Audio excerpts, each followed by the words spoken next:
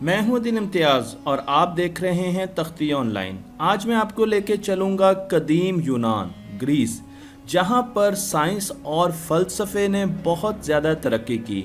یہ وہ وقت ہے جب ارسطاٹل اپنے عروج پر تھا اور لوگ آپس میں بحث و مباحثہ کر کر سائنس اور فلسفے کو ترقی دے رہے تھے۔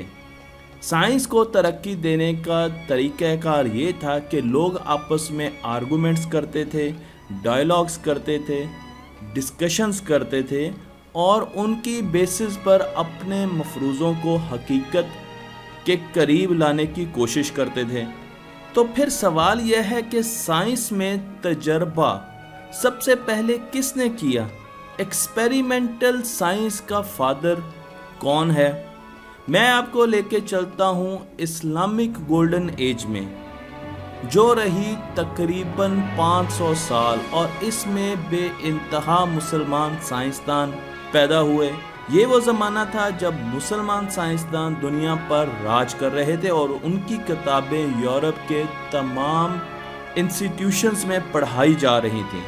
مسلمانوں نے طب میں، آرکیٹیکچر میں، آپٹکس میں اور دیگر سائنسی علوم میں بے انتہا کتابیں لکھی، ریسرچ پیپرز لکھے اور مقالے لکھے۔ انہی میں سے ایک سائنسدان جن کا نام ابن الہیثم ہے، اگر میں ان کا پورا نام لوں تو ابو علی الحسن ابن الحسن ابن الہیثم، جنہیں ہم فادر آف ماڈرن آپٹکس کہتے ہیں۔ ان کی پیدائش جولائی 1، 1965 AD بصرہ، عراق میں ہوئی۔ یہ وہ زمانہ ہے جب بصرہ، عراق دنیا کے علم کا گڑھ تھا۔ لوگ دور دور سے بغداد میں پڑھنے کے لیے، علم حاصل کرنے کے لیے آتے تھے۔ ابن الہیثم نے جس لائبریری میں اپنی ابتدائی تعلیم پائی، اس میں اس وقت 15,000 کتابیں تھیں، جو دنیا کی سب سے بڑی لائبریری کہلائی جاتی تھی۔ ابتدائی تعلیم کے بعد انہوں نے اپنا رخ مصر کی طرف کیا۔ مصر پہنچتے ہی لوگوں نے ان کا بہت استقبال کیا اور بادشاہ نے ان کو بتایا کہ ہر سال دریائے نیل میں سیلاب آتے ہیں اور اس کا وہ کچھ بندوبست کریں۔ ابن الہیثم نے حامی بھر لی، لیکن کچھ عرصے کے بعد ان کو احساس ہو گیا کہ سیلاب روکنے کے لیے ان کو جس ٹیکنالوجی کی ضرورت ہے اس کو کم از کم 10 سے 15 سال ابھی اور لگیں گے۔ لیکن اب وہ بہت ڈر چکے تھے کیونکہ بادشاہ ان کو قتل کروا سکتا تھا۔ انہوں نے بادشاہ کے غضب سے بچنے کے لیے اپنے آپ کو پاگل ظاہر کرنا شروع کر دیا۔ بادشاہ نے ان کو جیل میں ڈال دیا۔ اب جیل میں اندھیرا تھا اور روشنی کی چند کرنیں تھیں جو ایک زندان سے اندر آتی تھیں۔ ابن الہیثم نے یہاں پر اپنے ایکسپیریمنٹس کا آغاز کیا اور انہوں نے اپنی پہلی کتاب المناظر، جسے دنیا کی آپٹکس کی پہلی کتاب کہا جاتا ہے، جو کہ بڑے عرصے تک یورپ کے یونیورسٹیز میں پڑھائی جاتی رہی، یہیں سے اس کی ابتدا کی۔ اس کتاب میں انہوں نے بہت سی ایسی ریسرچ لکھی ہے جس میں انہوں نے میررز کا استعمال کیا، انہوں نے لینزز کا استعمال کیا، ایکسپیریمنٹس کیے اور ان کے رزلٹس انہوں نے ڈاکومنٹ کیے۔ مثلا انہوں نے ہمیں بتایا کہ لائٹ ہمیشہ اسٹریٹ پاتھ میں ٹریول کرتی ہے، یہ اس سے پہلے ہم نہیں جانتے تھے۔ اسی طریقے سے لوگ یہ سمجھتے تھے کہ ہماری آنکھوں سے روشنی نکلتی ہے اور وہ چیزوں سے ریفلیکٹ ہو کر واپس آتی ہے تو ہم دیکھتے ہیں، لیکن ابن الہیثم وہ پہلے سائنسدان تھے جنہوں نے ہمیں بتایا کہ روشنی سورج سے آتی ہے یا کسی لائٹ کی سورس سے، اور جب وہ کسی چیز سے ریفلیکٹ ہو کر ہماری آنکھوں کے اندر داخل ہوتی ہے تو ہمیں چیزیں نظر آتی ہیں۔ لوگوں کے لیے یہ کانسیپٹ بہت زیادہ مشکل تھا اور شروع میں ان کو بہت زیادہ پذیرائی نہیں ملی۔ انہوں نے ریفریکشن کو بھی بہت زیادہ ڈسکس کیا اور ہمیں لاز آف ریفریکشن بھی دیے۔ انہوں نے ہمیں یہ بھی بتایا کہ جب روشنی ایک میڈیم سے دوسرے میڈیم میں داخل ہوتی ہے تو وہ ریفریکٹ کرتی ہے اور اس کی وجہ سے ہمیں چیزوں کی سٹرکچر، حیت اور ان کے سائز میں فرق نظر آتا ہے۔ बाज़ औक़ात हमें चीज़ें टेढ़ी भी नज़र आती हैं और बाज़ औक़ात वो अपनी जगह से हटी हुई मालूम होती हैं, लेकिन जो उनका एक बहुत बड़ा काम था वो कैमरे की इजाद था, क्योंकि वो ज़ंदान में थे, जेल खाने में थे, और जब रोशनी किसी बहुत छोटे से सुराख से आती थी तो वो देखते थे कि रोशनी सामने वाली दीवार पर एक उल्टा इमेज बना देती है बाहर के अक्स का। उन्होंने इस चीज़ को नोट किया और फिर उन्होंने बहुत से एक्सपेरिमेंट किए, जिसमें आप यहाँ पर देख सकते हैं कि इस मीनार से जो किरणें आ रही हैं वो एक छोटे से सुराख से होती हुई पर्दे पर एक उल्टा इमेज बना रही हैं। ये पहले कैमरे की बुनियाद रखी गई है जिसका नाम कैमरा ऑब्सक्यूरा रखा गया। यहाँ पर भी मैंने आपको कैमरा ऑब्सक्यूरा का एक मॉडल दिखाया है जिसमें रोशनी की दो किरणें दिखाई गई हैं। एक किरण ए से ए तक जा रही है, दूसरी किरण रे बी से बी तक जा रही है। और इस इजाद के साथ साथ उन्होंने ये भी देखा कि रोशनी हमेशा शॉर्टेस्ट पाथ लेती है किसी भी जगह पर पहुंचने के लिए। ये भी एक नई चीज थी लोगों के लिए। इब्नुल हैथम ने हमें सबसे पहले इस चीज के बारे में बताया और आज के कैमरा इब्नुल हैथम के प्रिंसिपल पर बेस करते हैं। उन्होंने मॉडर्न ऑप्टिक्स और मॉडर्न कैमरे की बुनियाद रखी। इब्नुल हैथम ने हमें आँख का स्ट्रक्चर भी बताया, उन्होंने आँख की वर्किंग भी बताई, उन्होंने आँख के इंटरनल्स के बारे में, उसकी एनाटॉमी के बारे में अपनी किताब में तफसील से लिखा। आँख के नर्वस सिस्टम और उसका सिग्नल कैसे ब्रेन तक जाता है इसके बारे में भी उन्होंने मुख्तलिफ किस्म की ड्राइंग से हमें बताया।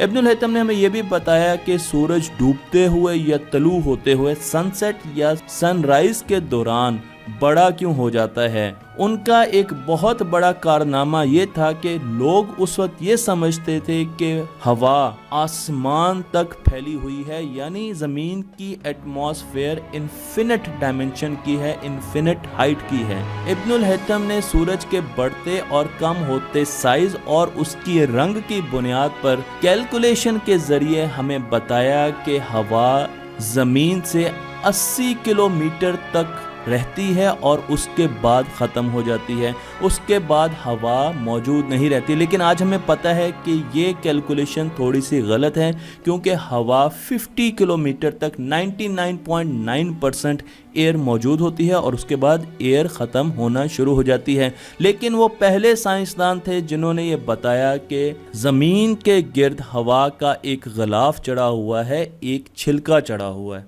इब्नुल हैथम ने सन इक्लिप्स के बारे में भी काफ़ी ज़्यादा रिसर्च की। वो ये जानना चाहते थे कि रेनबो के धनक के रंग कहाँ से आते हैं और इसके बारे में भी उन्होंने बहुत रिसर्च की। बल्कि उन्होंने टेलीस्कोप के बेसिक प्रिंसिपल्स भी हमें इस किताब में दिए। लेकिन अगर मुझसे आप पूछें तो इब्नुल हैथम का जो सबसे बड़ा कारनामा है वो ये है कि उन्होंने एक ऐसा तरीका, प्रोसीजर हमें बताया, एक ऐसा मेथड बताया जिससे आप साइंस को मुस्तकबिल में तरक्की दे सकते हैं।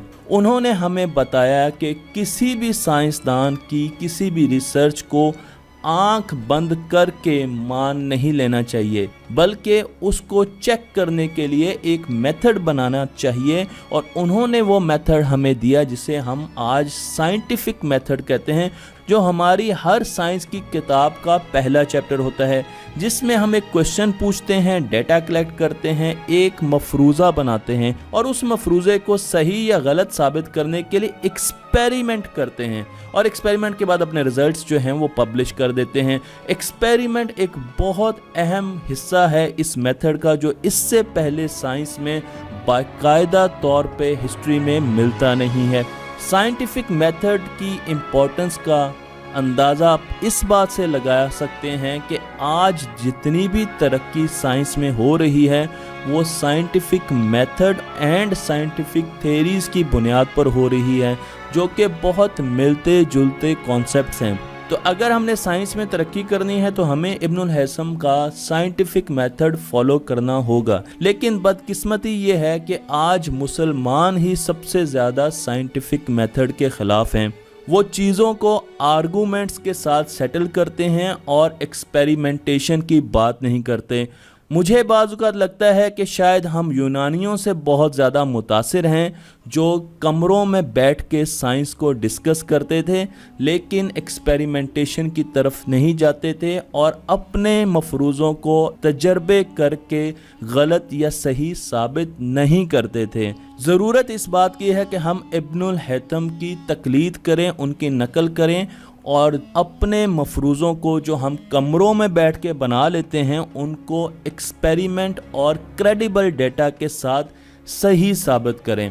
आज दुनिया में हर जगह लैब्स बन रही हैं, साइंस की एक्सपेरिमेंटेशन के लिए बहुत ज़्यादा पैसा खर्च किया जाता है, बिलियंस ऑफ डॉलर्स लगाए जाते हैं, लेकिन आप याद रखिए कि इसका फादर इब्नुल हैथम था जिन्होंने बहुत ज़्यादा किताबें लिखी। उनकी 200 किताबें हमें मालूम है, लेकिन आज सिर्फ 50 किताबें ऐसी हैं जो इस वक्त दुनिया में मौजूद हैं और इसके अलावा उनके बेशुमार मकाले हैं, रिसर्च पेपर्स हैं। ज़रूरत इस बात की है कि हम अपने बच्चों को इब्नुल हैथम के बारे में बताएं, तारीख़ के इस हीरो के बारे में अपने बच्चों को ज़रूर बताएं और उनके तरीक़ेकार और उनकी थेरीज़ के बारे में अपने स्कूलों में और अपनी क्लासेस में डिस्कस करें, क्योंकि इब्नुल हैथम को आज अंग्रेज़ गोरे भी कहते हैं कि वो फादर ऑफ ऑप्टिक्स हैं और इसके साथ वो ये भी कहते हैं कि ये पहले साइंसदान हैं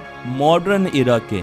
ये मैं नहीं कह रहा, अगर आपको मुझसे रेफरेंस चाहिए तो वो भी मैं कोट कर सकता हूँ। अंग्रेज़ ये कह रहे हैं, गोरे ये कह रहे हैं कि इब्नुल हैथम मॉडर्न एरा के सबसे पहले साइंसदान हैं, वो सबसे पहले एक्सपेरिमेंटल साइंटिस्ट हैं और मेरे नज़दीक वो फादर ऑफ टेक्नोलॉजी हैं, क्योंकि उन्होंने अपनी साइंस से हमें कैमरा इजाद करके दिया जो बाद में एक बहुत बड़ी टेक्नोलॉजिकल एडवांसमेंट बनी।